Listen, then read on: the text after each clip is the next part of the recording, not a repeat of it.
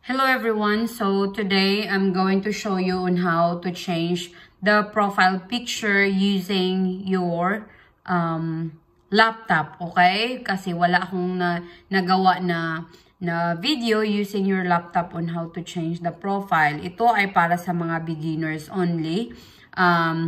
Maganda to kasi may mga bata ngayon na gumagawa na din ng channel nila. So, now I'm showing you how to do this.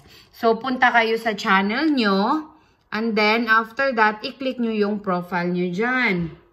Or hindi na. Punta na lang kayo dito sa profile picture. Then, i-click nyo yan.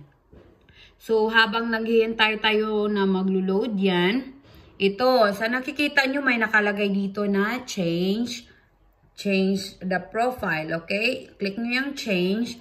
Then, hanapin nyo yung mga picture na gusto nyong i-change or i-ano dyan sa mga pictures. I-change nyo. Hanapin natin yung picture na gustong-gusto din ng isang anak ko. Oh, teka lang. Lumaki. Teka lang. Itong mga pictures namin to ng asawa ko nung nagde-date pa kami. Yan. Pinalaki muna natin ang picture. Meron silang gusto na picture na ayaw. Gusto nila i-change yung picture nila. Sa Pilipinas pa to ng mga pictures namin eh. Yan. Yan. Nasaan na kaya yun? Yan, hindi ko makikita. Teka lang. Yung nakasakay siya ng... Gusto kasi niyan eh. Yung nakasakay siya ng...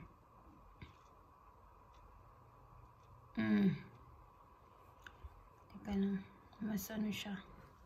Pili lang kayo ng picture eh. Pili lang kayo ng... Oh, dito. Ito yung gusto niya. Itong picture na to. Yan ang gusto nyo i-change. I-click nyo yan. Tapos, sa baba, pwede nyo i-double click yung picture. Pwede din na i-open nyo dito sa baba. Yan. Yan na ang picture niya. So, ngayon, gawin natin, i-done. Yan. Done na siya. Yan. From there, na picture niya, yung channel niya, ngayon, nag-change na. Yan na. So, ngayon, ang gawin nyo, i-click nyo yung word na publish. Para mag-iiba na to picture niya dito. Yan. Pagkatapos nyong i-publish, yun na ang mangyayari. Mag-iiba na yung profile picture niya. Diba? Yan lang kadali. So, ganyan lang kadali kung meron kayong